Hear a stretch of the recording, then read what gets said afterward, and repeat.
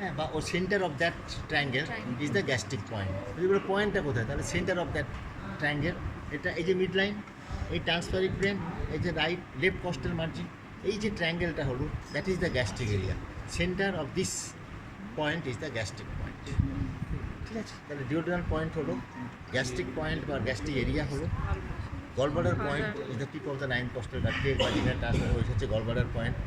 ম্যাকবার্নিস point হলো, আর amoebic point is the corresponding point on the left side.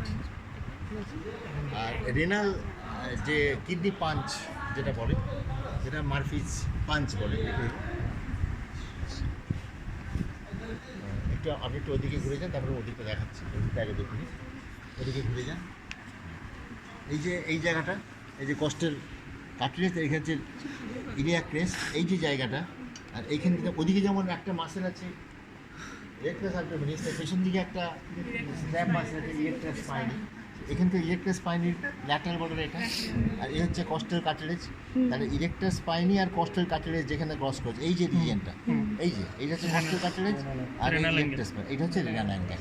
এই renal অ্যাঙ্গেলে যে বুড়ো আঙুল দিয়ে আমরা পুশ করি, সেটা হচ্ছে মারফিজ কিডনি পয়েন্ট। এই তোমাদের দেখা, এই যে ইলেকট্রাস স্পাইনি এটা, ইলেকট্রাস স্পাইনি এইটা, আর এই যে কস্টাল কাটলেজ এই যে জায়গাটা, এইখানটা এবং এইখানটা, এখান থেকে আমরা পুশ করি, that is the renal angle. ওখানে টেন্ডারনেস থাকবে যদি কিডনিতে ইনফেকশন থাকে, পাজোনেফ্রাইটিস বা কিছু থাকে। আর এই যে জায়গাটা, এই জায়গাটা দেখো, এখানটা ফ্যাট আছে, যদি একটা কিডনি টিউমার থাকে, যদি লাম থাকে কিডনি রেসে, তাহলে এই যে ফ্যাট ধাপটা কেটে গিয়ে এখানে বাল্জ করবে। তাহলে একটা রেনাল লাম বা অ্যাবডোমিনাল রাইট নাম্বার বা লেফট নাম্বার রিজনে কোনো লাম্পের যদি পরীক্ষায় কেস থাকে, তাহলে সামনে থেকে যেমন আমরা দেখবো, ব্যাক থেকেও দেখবো ভালো করে যে এখানে কোনো ফুলনেস আছে। So fullness may be there by obliterating the renal angle, that is shallowness of the renal angle, and also if the lump increases laterally, there will be fullness of the flank. The concavity of the flanks will be lost.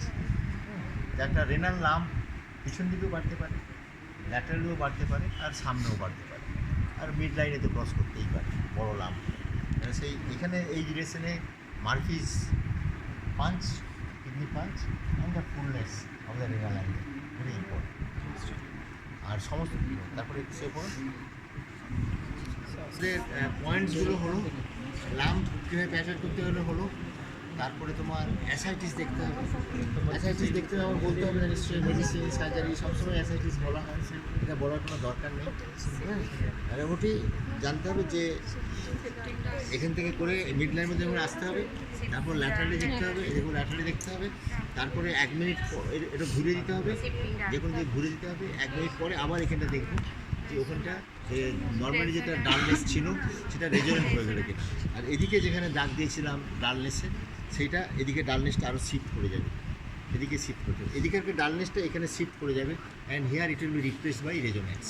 সেটা হচ্ছে shifting dullness. এই shifting ডালনেসটা অ্যাবডোমেনে fluid থাকলেও হতে পারে, অ্যাবডোমেনে blood থাকলেও হতে পারে, কিন্তু স্প্লিনের ক্ষেত্রে বড় বড় স্প্লিনে একটা সাবক্যাপসুলার হেমাটোমা হয়েছে, সেক্ষেত্রে ব্লাডও হয়তো নেই, কিন্তু হেমাটোমার জন্য এখানে ব্লাডও কিছু থাকতে পারে অন্য ইঞ্জুরির জন্য, প্লাস লিভার স্প্লিনটা বড় আছে, সেক্ষেত্রে ডালনেসটা পুরোপুরি শিফট না করতে পারে। এই লেফট সাইড থেকে আমি যদি করি তখন ডালনেসটা শিফট করবে, ফ্লুইডের জন্য এটা ডালনেস আছে। আবার রাইট সাইডে যখন আমি দেখছি ফ্লুইড আছে, তখন আমি তো ওইদিকে ঘোরাই, যেহেতু এদিকে স্প্রিনটা বড় নয়, তখন শিফটিং ডালনেসটা হবে।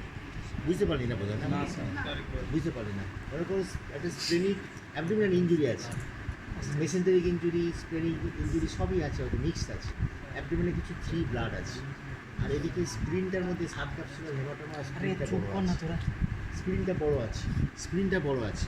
এইবার যদি তাহলে যেহেতু পেটের মধ্যে ফ্লুইড আছে, তাহলে শিফটিং ডালনেস পজিটিভ হওয়া উচিত, বুঝতে উচিত।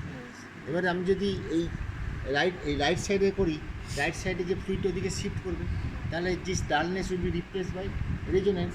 কিন্তু লেফট সাইডের ক্ষেত্রে করবো যখন, এদিকের যে ফ্রি ব্লাডটা সেটা এদিকে চলে আসবে, কিন্তু স্প্রিনটা বড় বলে, তাহলে স্প্রিনের জন্য ডালনেসটা থেকে যাবে। তাহলে স্প্রিন যদি সাবক্যাপসুলার হেমাটোমা হয় বা স্প্রিন যদি ট্রমার জন্য সোয়েল করে, তাহলে শিফটিং ডালনেস সবসময় নাও থাকতে পারে, একদিকে ডালনেস পজিটিভ, একদিকে নেগেটিভ হতে পারে। সবসময় কিছু প্লট করবো, কিছু এরকম।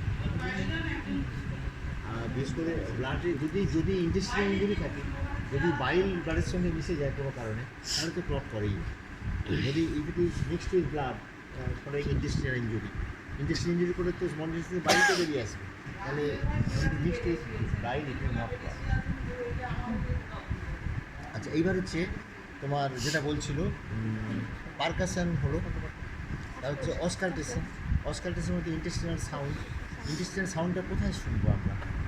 মনে করো যদি রুটিন কেসে খুব একটা দরকার লাগে না, রুটিন যে কেস মানে পেপটিক আলসার বা অ্যাপেন্ডিসাইটিস, ওগুলোতে রুটিনের মধ্যে খুব একটা ইম্পর্টেন্ট নয়, কিন্তু পরীক্ষার খাতায় লিখতে হবে ইন্টেস্টিনাল নর্মাল, কিন্তু ইন্টেস্টিনাল সাউন্ড বেড়ে যাবে কখন? In case of intestinal obstruction. In case of intestinal obstruction that is very important, বা হচ্ছে প্যারালিটিক ileus, it is very important.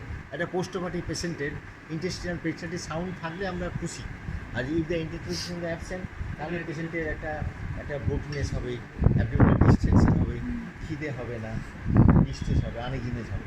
এগুলো হয় বেশি আছে নয় কম আছে, দুটোই খারাপ। নর্মাল বলতে আমরা কী বুঝবো?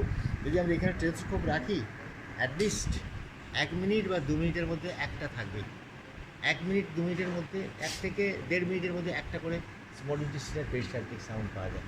কিন্তু যদি তার বেশি হয়, কন্টিনিউয়াস আমরা পাই, তাহলে বুঝবো যে এটা হাইপার পেরিস্টালসিস। ঠিক আছে? আবার যদি ইন্টেস্টিনাল অবস্ট্রাকশন আছে, তাহলেও একটা সাউন্ড পেতে পারি। যদি খুব গাঢ় ডিস্টেন্ডেড হয়, তাহলে পেশেন্টের একটু নড়াচড়ার জন্য একটা জায়গা থেকে ফ্লুইড আরেকটা জায়গায় শিফট, একটা পুরো মোটা টিউবের মধ্যে যদি জল থাকে, তাহলে একটু পেশেন্ট নড়াচড়া করলে তাহলে জলটা মুভ করতে পারে এক জায়গায়, সেটা কিন্তু পেরিস্টালটিকের মধ্যে সাউন্ড, সেটা মেটালিক সাউন্ড হবে। যে জলের মুভমেন্ট ইন এ টিউব, কলসিতে যেমন শব্দ হয় সেই রকম শব্দ হবে। Peristaltic sound has a different sound, এবং যে সাউন্ড হবে সেটা পার্টিকুলার টাইমটা, পিরিয়ডটা একদম কনস্ট্যান্ট। তাহলে আমাদের পেরিস্টালটিক সাউন্ডটা মেনলি দেখা হয় কোথায়? স্টেথোস্কোপ রাখতে হবে রাইট ইলিয়াক ফোসাতে। ওটাতে কেন পাই? কেন আমরা রাইট ইলিয়াক ফোসাতে রাখি? কে বলবে? রাইট ইলিয়াক ফোসাতে আমরা স্টেথোস্কোপ রাখি কেন? ফর পেরিস্টালটিক সাউন্ড বলতো, কে বলতে পারবে?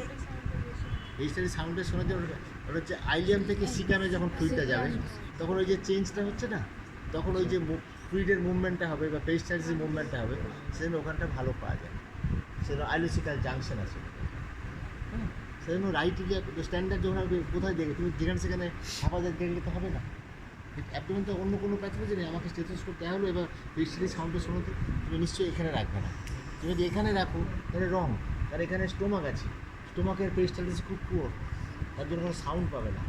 কোলনের জন্য যে পেরিস্টালটিক সাউন্ড সেটাও খুব poor, colonic peristaltic sound obstruction ছাড়া সবসময় পাওয়া যাবে না। কিন্তু স্মল ইন্টেস্টিনের পেরিস্টালটিক সাউন্ড তুমি নর্মালি স্টেথোস্কোপ রাখলেই তুমি পাবে। ঠিক আছে? স্টেথোস্কোপ রাখতে হবে এরকম রাইট ইলিয়াক ম্যাকবার্নিস পয়েন্ট, এখানে ওই রকম জায়গাতে রাখতে হবে। আচ্ছা, স্টেথোস্কোপ দিয়ে পেরিস্টালটিক সাউন্ডটা শুনবো।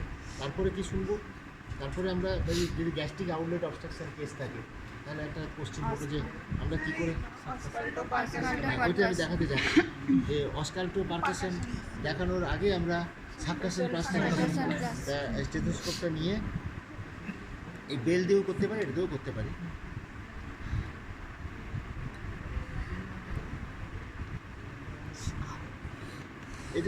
এইটা ব্যবহার করছি কেন কি, এই জায়গাটা ছোটো অনেক সময়, একদম এই জায়গায় রাখতে চাই, তাহলে এটা বেলটা এখানে রাখলাম। হ্যাঁ, এটা আপনি ধরুন, যদি অ্যাসিস্ট্যান্ট না পাই তাহলে পেশেন্টের হেল্প নেব, এটা ধরবে। হ্যাঁ, আপনি একটু কোমরটাকে ঢিলে করতে হবে, এই কোমরটা তুলুন, এটা কোমরটা তুললো, হলো তো, এটা না করে নাড়াতে পারবে না, এই থাকলো।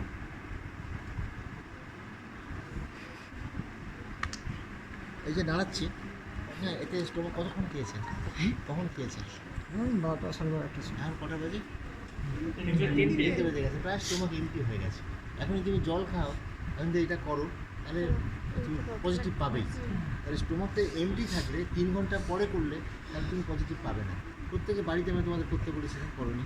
হ্যাঁ, তাহলে বাড়িতে নিজেরা টেস্ট দিয়ে এখানে গাড়ি দেখে বা একজন আরেকজন বন্ধু করতো, একজন বন্ধু পাবেই। এখনই গিয়ে বাড়িতে যদি করো, তুমি যদি এইটা করো, যে সার্কাস মাছটা কেমন লাগে শুনতে, হ্যাঁ, সেটা যেটা আইডিয়া। তাহলে এই পেশেন্ট যদি একটা গ্যাস্ট্রিক আউটলেট অবস্ট্রাকশন থাকতো, আর পেশেন্ট যদি মনে করো সকালে খেয়েছে, এখন মধ্যে খাইনি, আইভি স্যালাইন চলছে, আই ফ্লুইড চলছে, তাকে যদি আমি এই কোমরটা তুলুন, হ্যাঁ, কোমরটা তুলতে বলতে হবে পেশেন্টকে।